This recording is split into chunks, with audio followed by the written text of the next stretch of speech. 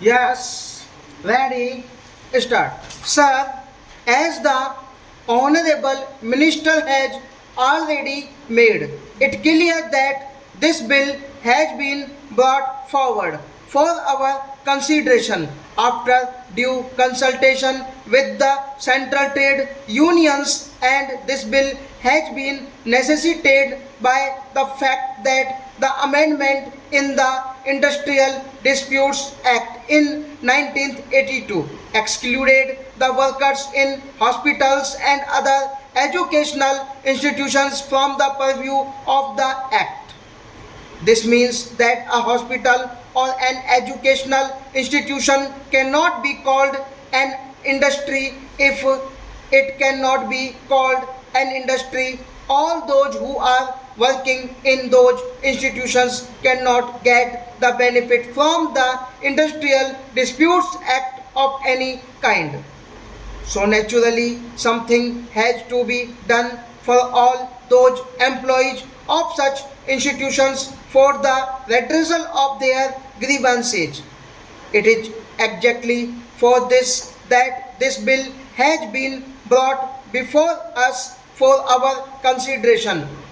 As regards this bill, there is a provision for setting up of a grievances redressal authority and appellate authority in all establishments for the redressal of industrial disputes. As regards the collective grievances, management councils are proposed to be there. Naturally, this has to be done by the employers or by those who actually are managing those institutions. If the government is the proprietor, then the government has to do it. It is a private hospital or a private educational institution. Whoever is the employer has to do it, and doing it has been made statutory. By this bill, it will be the bounden duty to evolve such machinery for redressal of the grievances of the employees and other employees therein. So since this bill has been brought forth in consultation with the concerned central trade unions, there is not much to oppose the content of this bill. We can, of course, earnestly hope that as contemplated in the bill itself, very soon these appellate authority or grievance redressal authority or management council will be established in all such institutions, so that all those who are working therein may be able to get their genuine grievances redressed. As a matter of fact, last year our CGHS doctors went on strike in Delhi.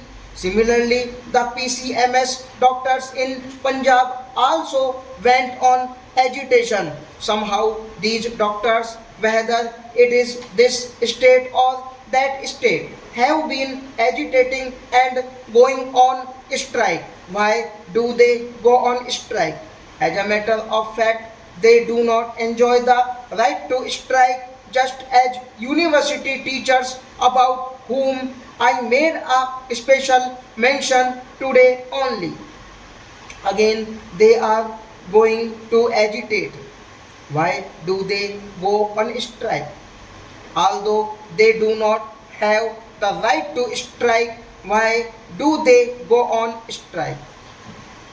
That is what I am saying.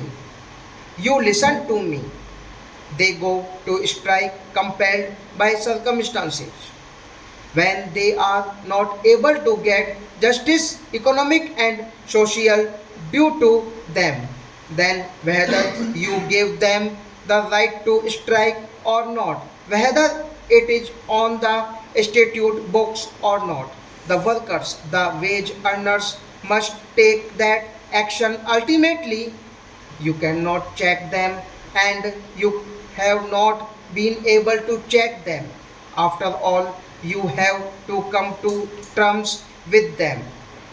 An agreement was signed, and accord was there in the case of university teachers, but that accord has not been implemented as yet.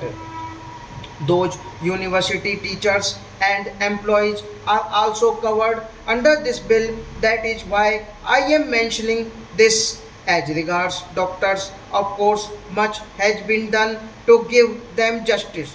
Still, they are not happy.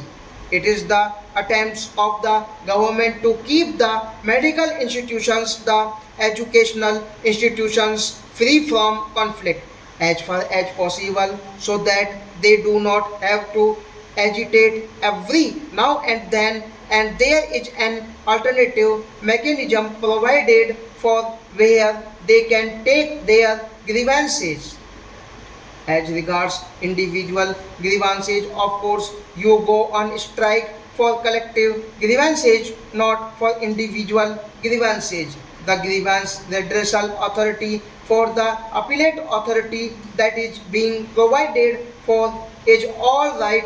It is only in the case of collective grievances that trade union activity comes into the picture, but that also comes into the picture if necessary. Otherwise, if the collective grievances can also be met through negotiations, through arbitration, and in other ways, then the question of direct action may not arise at all. So, at least so far as individual grievances are concerned, this will go a long way in settling them and keeping the working force happy.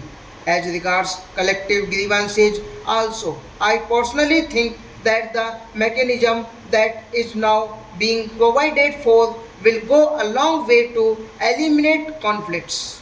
What I mean to say that so far as hospitals are concerned or educational institutions are concerned, I would request the government to make all possible efforts to extend the justice due to them.